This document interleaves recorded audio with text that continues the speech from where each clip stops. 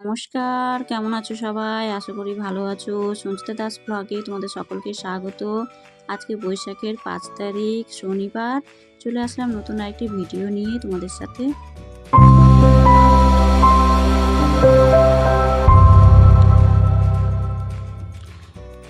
বাগানে প্রচুর আম হয়েছে, তোমাদেরকে এর আগে ব্লগে আমি দেখালাম। সেইখান থেকে আম কুড়িয়ে নিয়ে আসা হচ্ছে আমাদের বাড়িতে।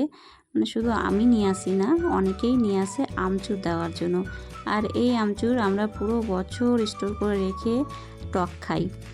তো ঝুড়ি ভরে আম ছিল, সেখান থেকে কিছুটা আম কেটে আমি আমচুর দেওয়ার জন্য কাটা হলো, আর কিছুটা থেকে গেল। একদিনে এত আম কাটা যাবে না, সেই কারণে রেখে দিলাম। কেননা আবার রান্নাবান্না আছে, রান্না করতে হবে। আর যেহেতু রৌদ্র উঠেছে, তার জন্য ভাবলাম যে সকাল সকাল যদি আমি আমচুরটা কেটে দিই, তাহলে রৌদ্রটা পাবে, আমচুরটা একটু শুকাবে। তো এই ক্যারি ব্যাগে তোমাদের দাদাভাই আজকে আবার সকালবেলা আম কুড়িয়ে নিয়ে এসছে। দেখো কতগুলো আম নিয়ে এসছে আবারও। আর ওই আমগুলো দুদিন আগেরই ছিল। যেহেতু ওয়েদার খারাপ, সেই কারণে আমগুলো কাটেনি, না হলে কিন্তু আমচুরগুলো কেটে দিলে পরেই নষ্ট হয়ে যাবে, আর গোটা থাকতে গেলে পরেই কিন্তু কিছু হবে না। এবারে আমি আমচুরগুলোকে নিয়ে গিয়ে ছাদে শুকোতে দিব। জানো তো, আমার শাশুড়ি যতদিন বেঁচে ছিল, আমাদেরকে এই কাটা শুকোতে দেওয়া এই ঝামেলাগুলো করতে হয়নি। আমরা শুধু আম কুড়িয়ে নিয়ে এসে দিতাম, আর আমার শাশুড়ি সেটাকে কেটে ভালো করে শুকিয়ে টুকিয়ে কৌটোতে ভরে রেখে দিত।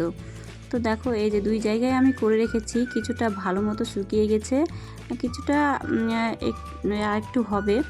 আর এটা দেখো একদমই কাঁচা আছে, ইসে আছে প্লাস্টিকের উপরে যেটা দেওয়া আছে সেটা একদমই কাঁচা আছে। তো এটা আমি ভালো করে শুকাবো। আর এই যে আজকে যেগুলো আমচুর কাটলাম, সেটাকে আমি ব্যাগের উপরে দিলাম। আমি ব্যাগ বা কোনো কিছু ছাড়া এমনি কাঁচা আমটা দিই না, না হলে কিন্তু ছাদে দাগ লেগে যাবে, আর সেই দাগ লেগে গেলে চট করে ছোটে না, আর ভালো লাগে না দেখতে। আর যখনই আমটা শুকিয়ে আসে, তখন আমি ছাদের উপরে দিই, যাতে ভালো মতো শুকিয়ে সেটাকে কৌটোতে ভরে রাখা যায়। ছাদে প্রচণ্ড রৌদ্র, সেই কারণে যেগুলো সকালে কাপড় কাচা হয়েছিল সেই কাপড়গুলোকে তুলে নিলাম, না হলে কিন্তু কালারটা ডিসকালার হয়ে যাবে। আজকে অনেকগুলোই কাপড় কাচা হয়েছিল সকালে, তো সেইগুলোকে টেনে নিয়ে এবারে যাব রান্না করতে। তো এবার ঝটপট করে রান্নাটা সারতে হবে, আবার তোমাদের দাদাভাই খেতে আসবে। এইখানে তোমাদের দাদাভাইয়ের একটা জামা একটু ভেজা ছিল, তো বলছি এত রোদ্রে খারাপ হয়ে যাবে কালারটা, তাই ওটাকে চালের উপরে মেলে দিলাম।